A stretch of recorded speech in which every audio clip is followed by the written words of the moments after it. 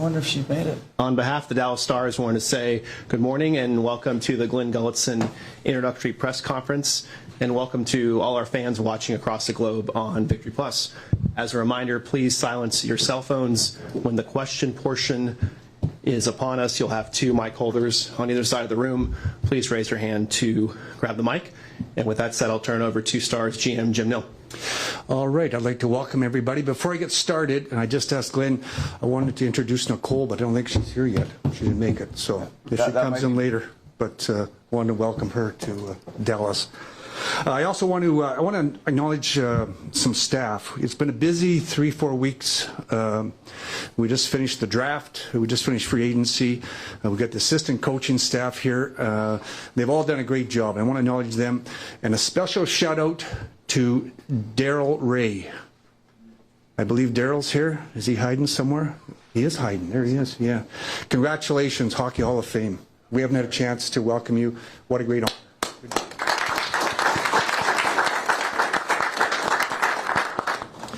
I'm excited today to announce and formally introduce Glen Gulutzan. I'm going to take you through a timeline, a process that we began 4 weeks ago when I met with most of you after our playoff season ended. The first step was to build a profile, to find the individual who met all the requirements, because this is a unique opportunity, a unique situation. This isn't a team that's was falling apart. It's not a team that's rebuilding, and so it's really important that we build the right profile to find the right individual that met those requirements that we were looking for. We interviewed numerous coaches at all levels, and in the end, the process kept coming back to Glen. It just kept coming back to him. Speaking with people he worked with, he worked for, all I ever heard about is he'll go through the wall for you. He's organized, he's professional, he cares about people, and he'll go through the wall for you. His resume and experience over the years has prepared him for this opportunity. I always talk about, you know, it's one thing to have success, but you got to go through tough times. Everybody does, and it's those tough times when you find out who you are, and that's what Glen has done. And he's made himself a better coach because of that, and a better person because of it. And I'm going to share with you one of my interviews with Glen, and it was probably the interview that I knew that he was the guy. We had just lost in the playoffs to Edmonton, who he was with, and we were devastated. I met with all you then and stuff, and if you didn't know it, it's devastating when you lose in the playoffs. You get that far, it's devastating. Well, Glen goes to the finals, they go around farther than us, and it's even more devastating. It is tough. It is hard. Here they lose out. They got to fly back home, and the next day I'm calling him and getting permission from Edmonton to interview him, and I need to get him down ASAP. He agrees to come down, and we had an interview, and I was so impressed for a guy that was devastated after you lose, how he conducted himself, how he spoke about situations. That really impressed me, because I know we're going to go through that, and he's got the scars because of it. And it was so impressive how he conducted himself, how he talked about his team, the situation. Not easy to do when you just lose. You go to the Stanley Cup Finals, that's not easy to do. And in the end, that was the thing that really brought me to him, and I was very impressed, really impressed. The job resume, you're a head coach in the NHL. It's X and O's, it's strategies, it's game plans. We all know that. But ultimately, in the end, character matters.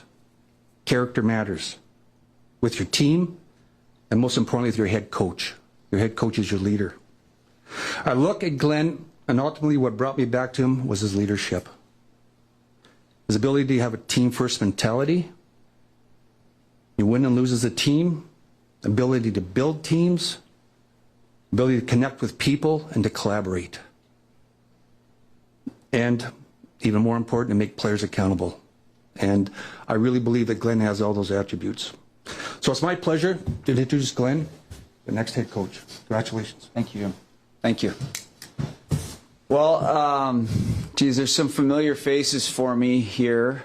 some close friends that are here for me, which is great to see. Never lost contact with the people in Dallas, and we certainly enjoyed our time in Texas. I'll get this out of the way. I want to certainly thank Tom and Jim for bringing me back. It's been 12 years since I've been here before, if anybody's counting. And hey, this is the summer. This is the summer, and I sincerely mean that. I'm very appreciative to be back. But this is the summer. We've been to the, I've been to the Stanley Cup final, and Dallas is. We've been to the Final Four here in Dallas, and we all know what's played out here. But at some point, you got to decompress a little bit. So I'm going to tell you a little story. I didn't know this, but through my interview, and I'm kind of piecing it together a little bit. So 12 years ago, Jim actually sent me on a reconnaissance mission, and that was up through Western Canada, Vancouver, Calgary, and Edmonton. And he didn't tell me till about a week ago that he was bringing me back and that the mission was over. So all expenses paid, right? Yes, all expenses paid through Western Canada. So the whole time I was up there, I thought I was heading to Winnipeg next. So so I'm back, and I'm ecstatic to be back. I'm ecstatic to be back. I know we have assistant coaches here. Neil Graham, we have on board. I've known Neil. Neil and I had great conversations. Obviously, we're Texas Star alumni. He's done a fantastic job. Naz and I have spoke. He's an old vet in the league, like I've become over the past few years. And Reeser, I don't take this, but he's even a more vet than us. He's even a little deeper. And then obviously we got Chris and Patty that are there too. And so I'm just ecstatic to be back. I know some of the questions, certainly they're going to come from everybody here. How does it feel to be back? But I'm prepared for those. It's been 12 years. Geez, I could give you the Edmonton resume, 5 head coaches in 7 years. In Edmonton, I got to work with some great names, some great coaches, John Tortorella, Ken Hitchcock, Dave Tippett, Jay Woodcroft, Chris Knoblaw, great young coach. So I've got to work with lots of people, Mike Sullivan. So all those things have added up to kind of bring me back here, and I'm just ecstatic to be back. It's been a roller coaster. It's a little surreal. A month ago I was on the other side cursing the team out when they beat us in Game 1, and now I'm sitting here. So, but for me, it still feels like home, so it's an easy adjustment. And with that, we'll open it up to questions. Please raise your hand for the question mic, and as a reminder, please address the person you're going to ask the question to. We'll start with Mike Heika. Hey, Glenn. How different is this team than the team you took over last time? And like most coaches, when they make a coaching change, you don't get to walk into a roster like that. So what is this like? What is the opportunity? Yeah, and I'll go back a little bit with you, Hikes, and then I'll get shorter answers. But Hikes and I used to see him walking in Edmonton, and we'd have some chats there. I'm a stroller at night, especially in the playoffs when the stress is high, and I'd see Hikes walking out there. So I pointed out some strategic places he could maybe walk in Edmonton. So this roster is tremendous. What I love about this roster, you don't get these chances. Usually, you're starting from the bottom of rebuild. What's different is, I was kind of at the end of an era when I first was here in 2011 and 12. Obviously the team was owned by the league then. So there was a bit of a transition period. The team now, the team that Jim's built and Jenks and Whitey, this is a real team. Final Four 3 years in a row. This is a real team. I love the depth, Hikes, of this team. The depth, because if you're going to go all the way, you need depth, and you guys have witnessed it. I grew up that way a little bit in Edmonton the last 7 years. We didn't have it, and then we did, and it's propelled them to 2 Stanley Cup finals. Played Florida. You can see their progression over the 3 years, and just adding those layers at the end with the Marchands and those types of players. That depth helps. It's here in Dallas. I love the D. I love the goaltending. You got studs on D, studs in net, and depth and strength up the middle. All the pieces are here. We just have to make sure we're pushing this thing 1 degree. I mean, this isn't a 20-degree league. The team at over 100 points. You're not going to come in here and reinvent the wheel. But if we can push this thing in certain areas 1 degree, I think that's the biggest. That's going to be our biggest challenge as a coaching staff.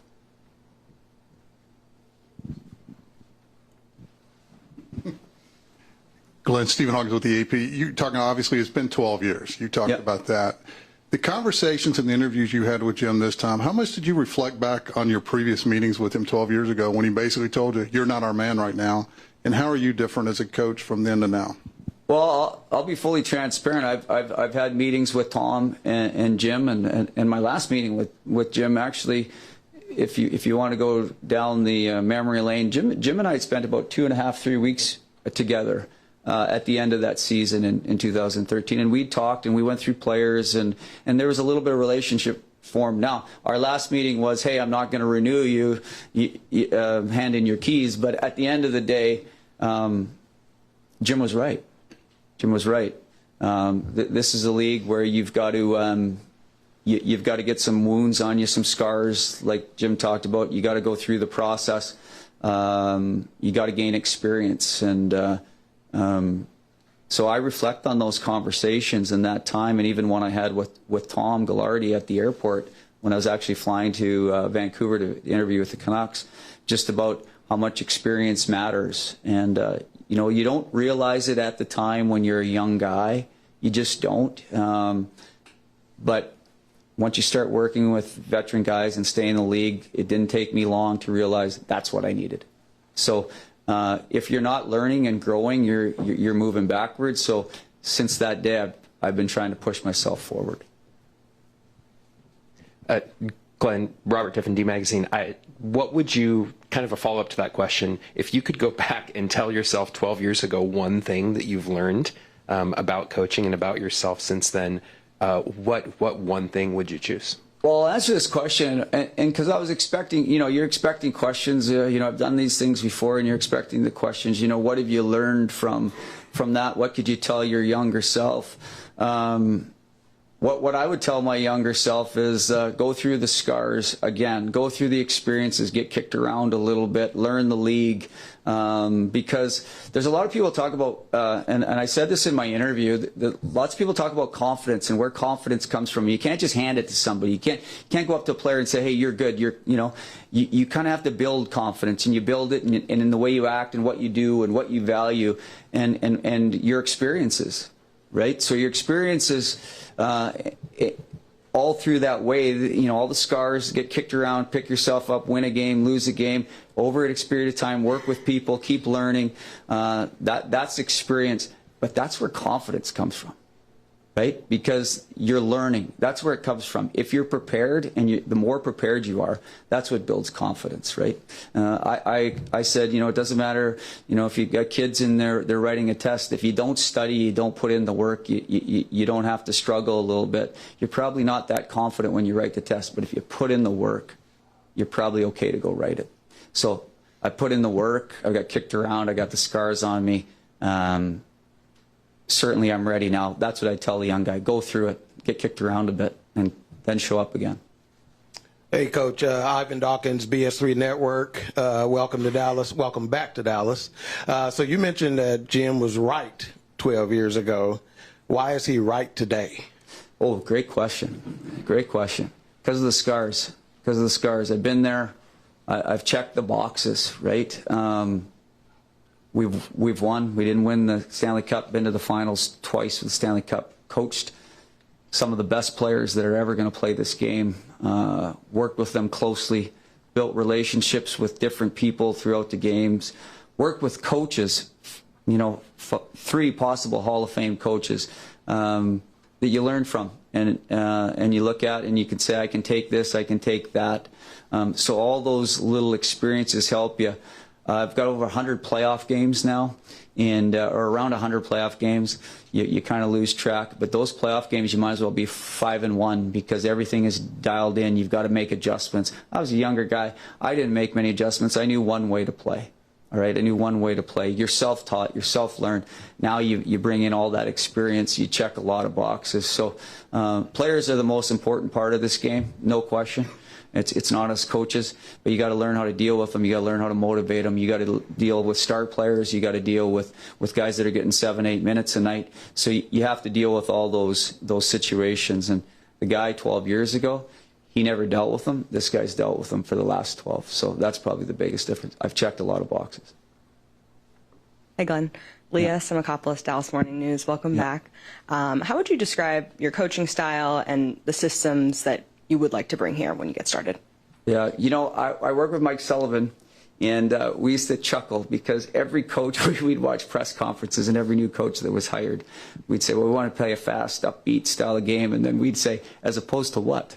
You know, like we want to play slow and methodical and whatever. So what's changed with me is I'm going to look at our roster deep with our coaches. We've got great coaches here, and I know that throughout the league. We're going to take a little deep dive in here. I'm not coming in.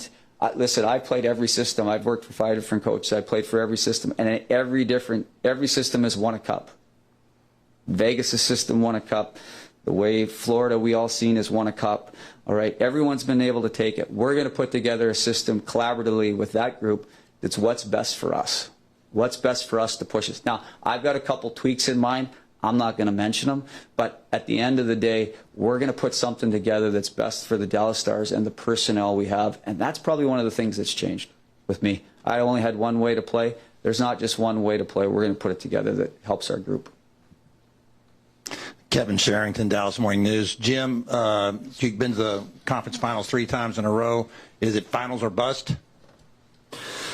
Well, it's easy for me to sit here and say yes, but I get too much respect for the game. It is so hard to win in pro sports, and I got a lot of respect for the game. I've done a lot of winning in my career.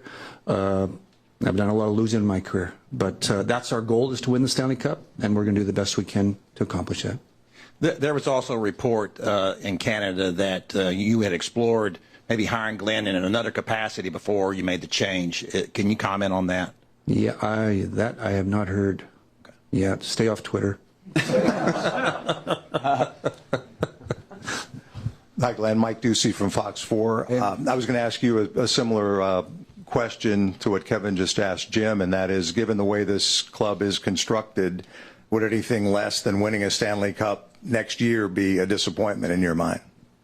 It always is. It always is, but there's only one team that can win, right? There's only one team that can win. So, again, that's the goal. That's what we're going for. For some teams in this league, it's not the realistic goal, and that's reality. I think there's only 8 teams, 7 teams that realistically can win the Stanley Cup every year, and Dallas is one of them. If you ask any guy in the league, Dallas is one of them. So I'm sure whatever happened, winning the cup would be great. I'm sure if we fell short in Game 7 in overtime, it's devastating. I've already been there. But the goal is to win the cup, and we're one of the teams that can. So I don't believe in saying win the cup, it's a failure, because you're setting yourself up because of how hard it is. I believe you build so that we can win the cup. That's where I'm going to try to keep this team's mindset, because listen, in Edmonton last year, you guys can look it up online, it was cup or bust, and we didn't get it. All right, so at the end of the day, I want to keep focused on a little bit the process here to win the cup, and then we'll see where it goes. But we're one of the 7 or 8 that can win it, absolutely. Jim, Daniel Stev at 33 Sports. I'm curious, you've been around and you've obviously made a lot of decisions throughout your career right here in the back. Yeah. I'm talking to Jim specifically. Sorry, Jim. I found you. I've got to make myself more available. Jim, you've made a lot of decisions throughout your career. I'm curious, was there an added sense of difficulty given the situation, going to 3 straight Western Conference Finals and looking for that specific profile that could potentially get you over the hump?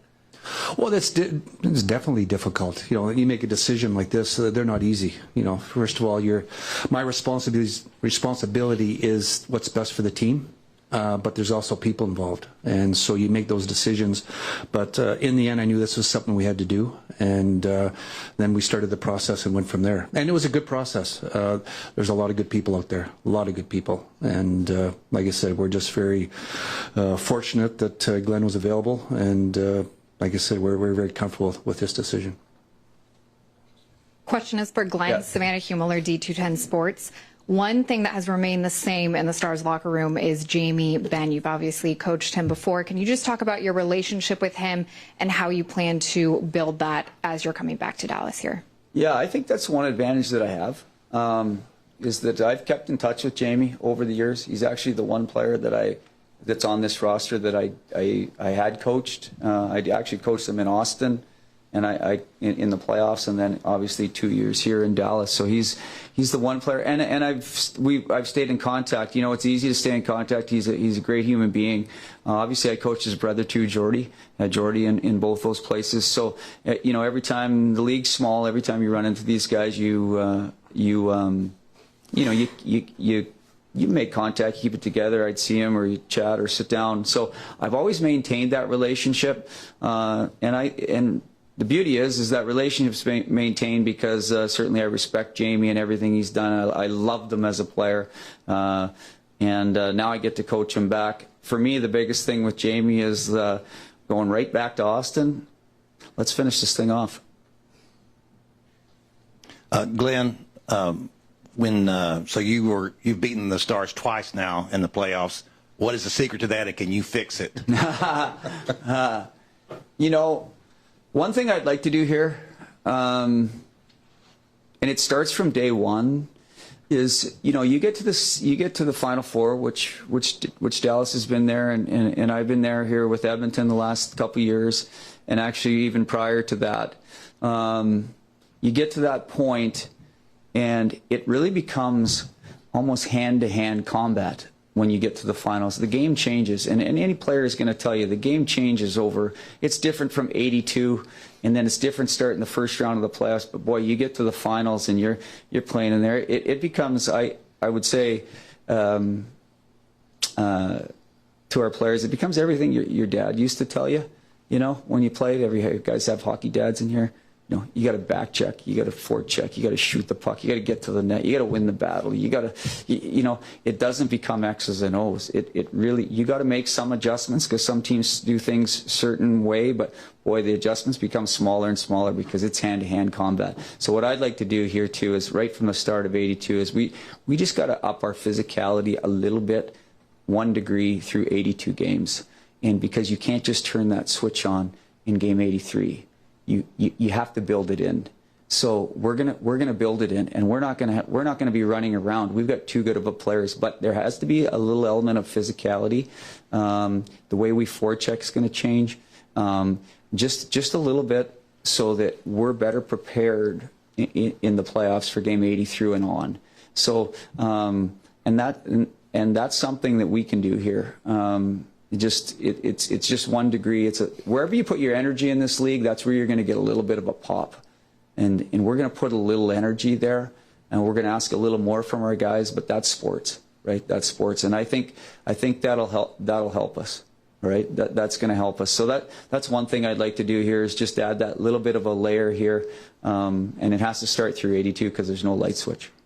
And you can do that without changing personnel.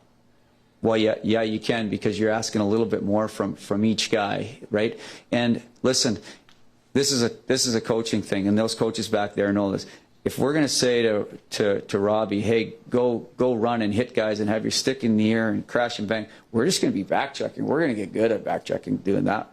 But we're going to ask for a little more hand-to-hand combat from everybody, starting from the top to the bottom, because it's a 1 degree league. It's not a 10 degree league. So we just need to up the ante a little bit and put our energy there. Glenn, I know there's still, Jim mentioned yesterday, there's still maybe another person you might bring on your staff, but for the folks that you do have right now, is the plan for Nill to kind of take over that forward kind of power play role, or have you had a chance to kind of hash out what those roles might be for next year? We did. I talked to both those guys, and I can tell you, I'll start with PK.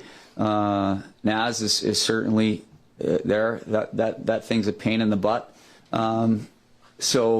Obviously that's his baby. That's his thing. And the D, Kramer, power play, and the forwards, that's going to be his baby. If there is somebody else coming in, it'll be in a lesser role, because I believe, when I worked, I had the autonomy. I ran the penalty kill in Vancouver for years, and then I went to Edmonton and ran the power play. So I had complete autonomy to do what I wanted. I had good coaches that let me do it. I'm going to do the same thing with both those guys. Smart guys. They're in the NHL for a reason.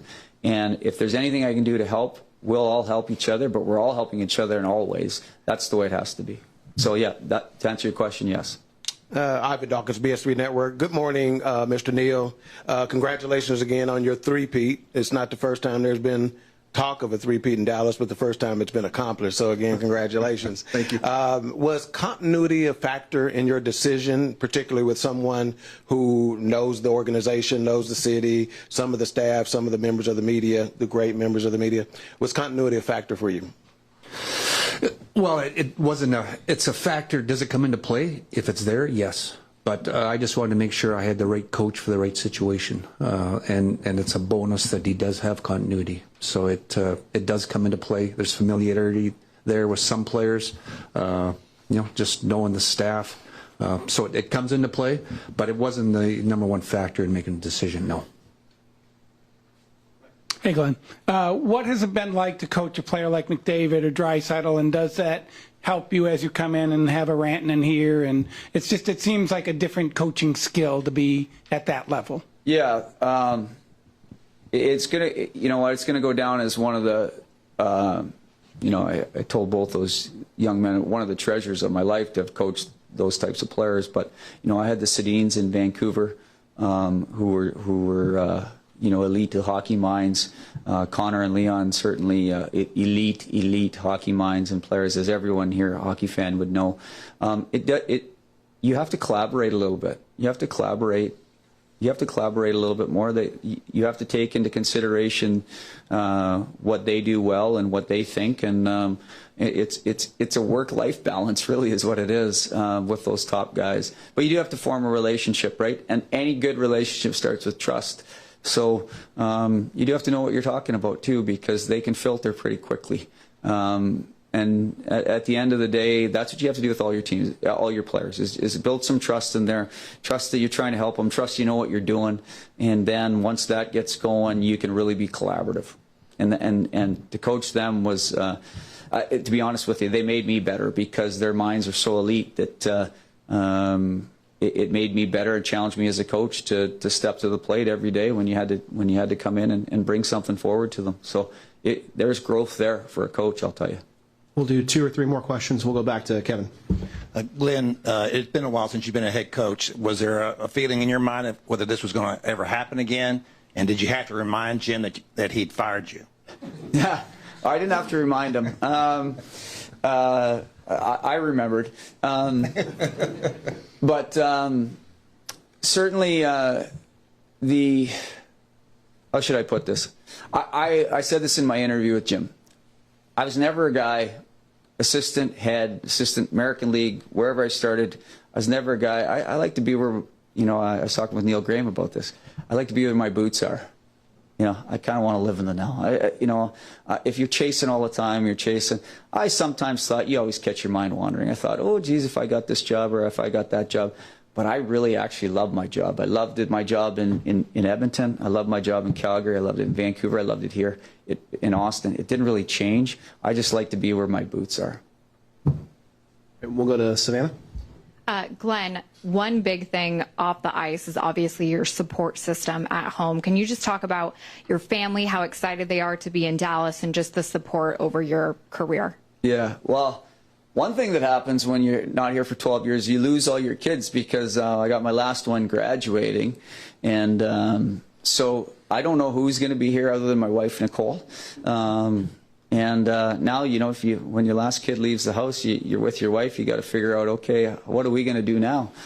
So I am figuring that, but they've been with me forever. They've had to move. I've had a daughter that's moved in grade 2, grade 4, grade 7, grade 10, and grade 11, right? So she's lived this NHL thing, right? I got 4 of them that have lived it. I will tell you, I'm going to finally tell Jim, and I know I can give him long-winded answers, but it's only one press conference, not July 4th yet. But I didn't tell Jim. I have a daughter that's coming to Hillsborough to play JUCO softball. So I knew that 6 months ago. So when all of a sudden this lined up, I was like, oh boy, I better get this job. Great. Thanks, Jim. Thanks, Glenn. We appreciate your time. With that said, we're going to do a quick photo op once we move the table. After that, we have lunch outside, and Jim and Glenn and the other coaches are available for interviews if you'd like. So thank you for coming. Thanks, everyone.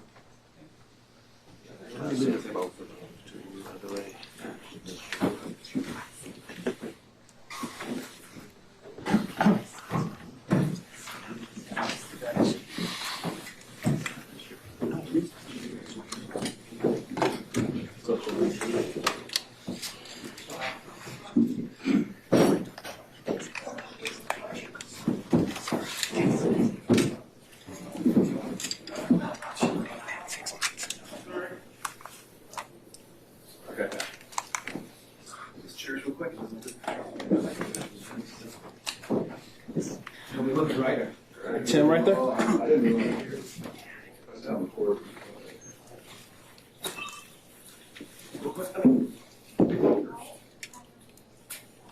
You can't return it.